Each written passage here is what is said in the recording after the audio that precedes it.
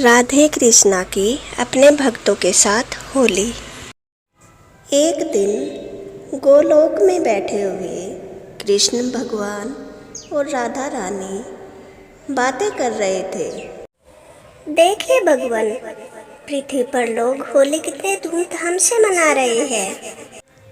हाँ राधे, परंतु कुछ लोग ऐसे भी हैं जिनके घर में कोई खुशी नहीं मन रही।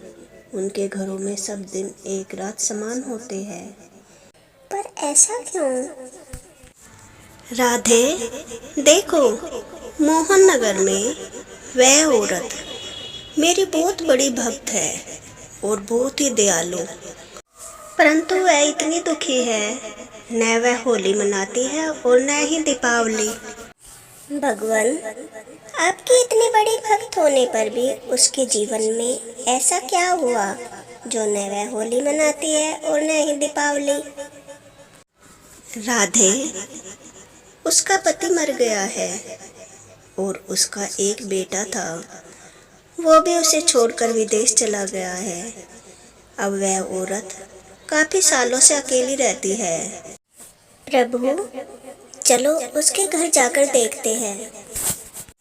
फिर भगवान कृष्ण और राधा रानी बच्चों का रूप धारण करके उस औरत के घर पर आते हैं। मैया, क्या हम अंदर आ सकते हैं? हाँ हाँ, आ जाओ बच्चों। मैया, हमारे पास घर नहीं है, क्या कुछ दिनों के लिए हम आपके पास रह सकते हैं? हाँ हाँ बेटा, क्यों नहीं, तुम यहाँ हमेशा रह सकते हो। मैं भी तो यहाँ अकेली ही रहती हूँ। बच्चों, तुम्हारा नाम क्या है? मेरा नाम गोविंद है और ये राधा है। गोविंद, राधा, तुम दोनों तो सचमुच राधा और कृष्ण की तरह लग रहे हो। बेटा, कुछ दिनों से मेरी तबीयत बहुत खराब है, तो आज घर में कुछ खाना भी नहीं। ये थोड़े फल रखे हैं, ये तुम दोनों खा लो। ठीक है मैया, लो थोड़ा आप भी खा लो। कल मैं तुम्हारे खाने के लिए बहुत अच्छे अच्छे पकवान बनाऊंगी और मैं सुबह ही काम पर लग जाऊंगी, जिससे शाम को कुछ थोड़े पैसे मिल जाए, जिससे मैं अच्छे पकवान तुम्हारे लिए बना सकूं। आप चिंता मत करो माता, हम आपके साथ मिलकर काम करेंगे। फिर अगले सुबह बेटा, मैं जंगल में जाकर अलग अलग तरह के फूल लाती हूँ, फिर उसका गुलाल बनाऊंगी। गुलाल बेचकर होली पर अच्छी कमाई हो जाएगी। मैया, आप घर पर ही रहो, मैं और राधा जाकर फूल लेकर आते हैं। फिर राधा और गोविंद बहुत सुंदर सुंदर रंग बिरंगे फूल चुन चुन कर तोड़ते हैं और घर लाते हैं। फिर दोनों मिलकर उन फूलों से गुलाल बनाते हैं। राधा और गोविंद के बनाए हुए गुलाल से सारा घर खुशबू से महक जाता है। अरे बेटा, तुम्हारे बनाए गुलाल से तो सारा घर खुशबू से महक गया। खुशबू तो कभी मेरे बनाए गुलाल से भी नहीं आती। फिर दोनों बच्चे मैया के साथ मिलकर बाजार में गुलाल बेचने जाते हैं। मैया के गुलाल की खुशबू पूरे बाजार में फैल गई। सब दूसरी दुकान छोड़ छोड़कर अम्मा की दुकान पर आ गए। अरे अम्मा, आपके गुलाल से तो बहुत अच्छी खुशबू आ रही है, मुझे भी 100 ग्राम गुलाल दे दो। अरे हाँ हाँ, मुझे भी 250 ग्राम गुलाल दे दो। अम्मा, मुझे गुलाल दे दो। और देखते ही देखते अम्मा का सारा गुलाल बिक जाता है। अरे बेटा, तुम दोनों ने तो कमाल ही कर दिया, हमारा गुलाल तो देखते देखते बहुत अच्छी कीमत पर बिक गया। चलो, अब मैं इन पैसों से कुछ राशन खरीद लेती हूँ, फिर घर जाकर अपने प्यारे प्यारे बच्चों के लिए अच्छे अच्छे पकवान बनाऊंगी। फिर अम्मा गोविंद और राधा के साथ घर आ जाती है और भोजन बनाकर दोनों को अपने हाथों से खिलाती है। मैया, आपके हाथों से खाना खाकर तो हम तृप्त हो गए, क्या आप हमें रोज अपने हाथों से ऐसे ही खाना खिलाओगे?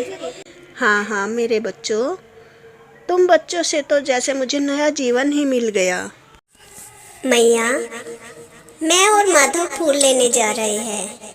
अरे बेटा, अभी तो शाम होने वाली है, कल सवेरे फूल ले आना। नहीं मैया, आप चिंता मत करो, फिर फूल लाकर गुलाल भी तो बनाना है। गोविंद और राधा फूल लेने जंगल चले जाते हैं और सुंदर सुंदर रंग बिरंगे फूल तोड़कर घर ले आते हैं। गोविंद और राधा मिलकर रात भर गुलाल बनाते हैं। उस गुलाल से सारा घर खुशबू से महक जाता है। मैया सुबह उठकर देखती है तो सारा घर गुलाल की खुशबू से महक रहा था। मैया बहुत खुश होती है और फिर अगले दिन मैया के साथ मिलकर राधा और गोविंद फिर गुलाल बेचने जाते हैं। उस दिन गुलाल कल से ज़्यादा कीमत पर बिकता है और मैया खुश होकर बहुत सारा राशन लाती है और दोनों के लिए अच्छे अच्छे कई तरह के पकवान बनाती है। फिर दोनों को अपने हाथों से खाना खिलाती है। मुझे तो ऐसा लग रहा है जैसे मेरे घर साक्षात कृष्ण और राधा आ गए हो। फिर राधा और गोविंद मैया के साथ खूब होली खेलते हैं। अगली सुबह जब अम्मा सोकर उठती है तो घर में कोई नहीं था।